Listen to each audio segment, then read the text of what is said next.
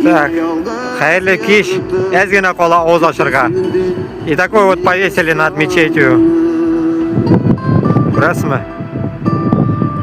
Турецкий флаг. Ну, потому что турецкая вся система здесь. Что там пишется? Сейчас проследим. Начнется. О, началось. Аллах. Эшini, исini. Duzgun. Yapar. Yapanı. Sever. Ну, толком ничего не понял, но примерно понятно. Потом напишите в комментариях.